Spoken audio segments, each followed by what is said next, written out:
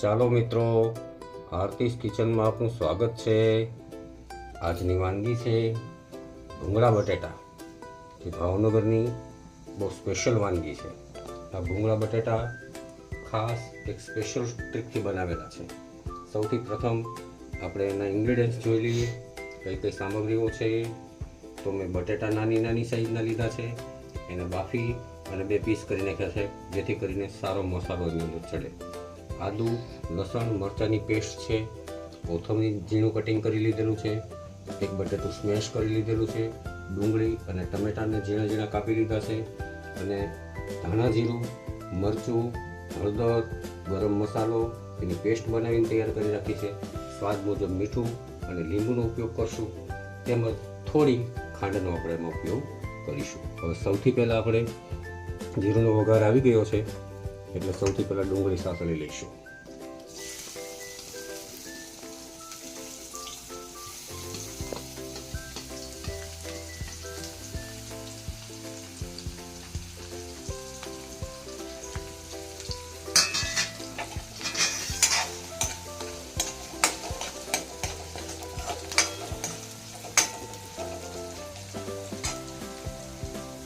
Gas medium two લો ફ્લેમમાં રાખવાનો છે, જેથી કરીને ડુંગળી ખૂબ સારી રીતે સાંકળી શકીએ। ડુંગળીનો કલર બદામી રંગનો થાય ત્યાં સુધી આપણે સાંકળવાની છે। ત્યાર પછી તેમાં નેક્સ્ટ ટામેટાં નાખવાના છે।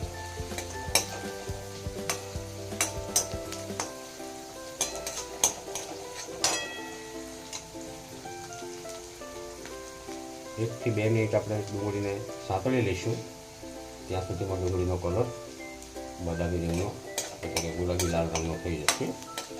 ત્યાર પછી આપણે ઝીણા સુધારેલા ટમેટા અંદર નાખીશું।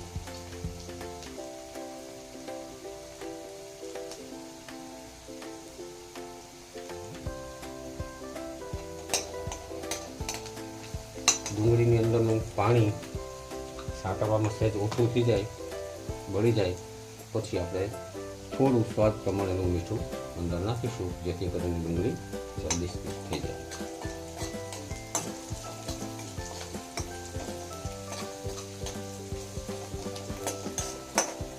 ધીમે ધીમે ડુંગળીનો રંગ બદલવા માંડ્યો છે। હવે આપણે ટમેટા અંદર નાખી દઈશું।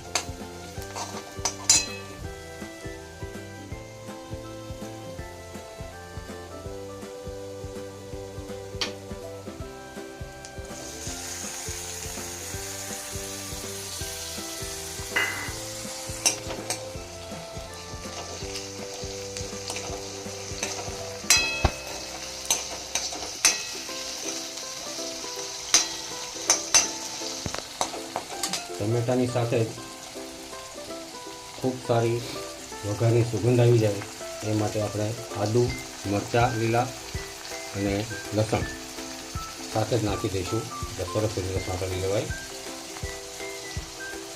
અને ડુંગળી અને ટમેટામાંથી તેલ છૂટું પડી જાય ત્યાં સુધી એને સાંકળી લેવાના છે।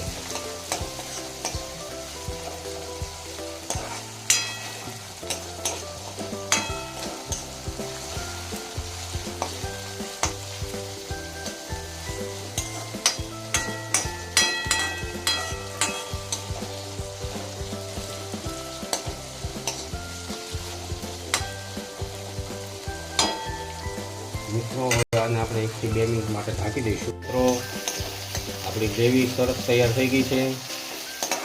હવે આ ગ્રેવીની અંદર આપણે તૈયાર કરેલો ગરમ મસાલો, લાલ મરચું, ધાણા જીરું, હળદર વગેરે ઉમેરી દઈશું। એને મેં થોડું પાણી નાખી અને મસાલો તૈયાર કર્યો છે, એટલા માટે કે મરચું અને બીજા મસાલા બળી ન જાય।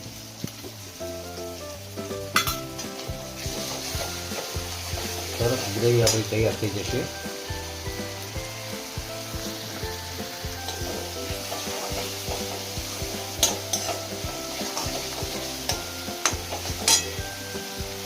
મિત્રો આપણે ડુંગળી સાતળવા પૂરતું તે મીઠું નાખ્યું હતું, એટલે સ્વાદ પ્રમાણેનું મીઠું હવે ઉમેરી દઈશું.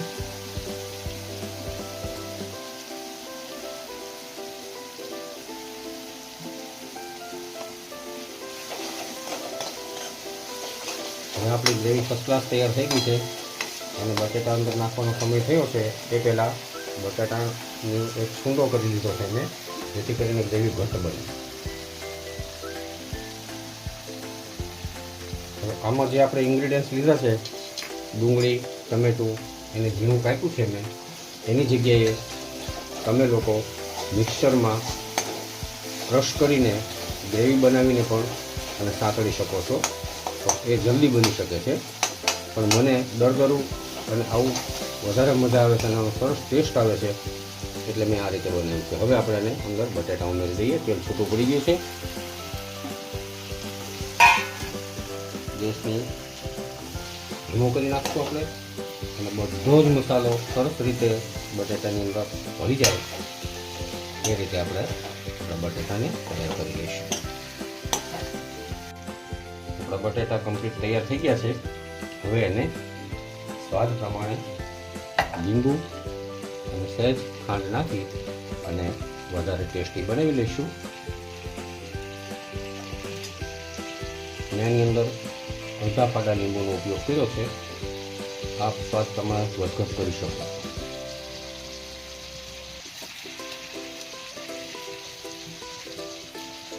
એક ચમચી જેટલી ખાંડ લીધી છે. હવે આપણા ટેસ્ટફુલ લસણિયા ભાવનગરી બટેટા તૈયાર થઈ ગયા છે.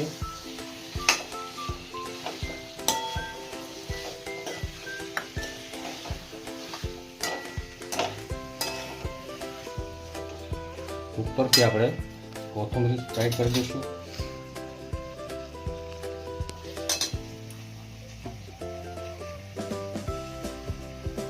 મિત્રો, આ વાનગીને શેર કરજો, મારી ચેનલને સબસ્ક્રાઈબ કરજો અને તમારી કોમેન્ટ જરૂરથી લખજો. અને આ ડિશ તૈયાર છે, કેમ બની છે ચોક્કસથી લખજો. હર હર મહાદેવ, હર હર મહાદેવ.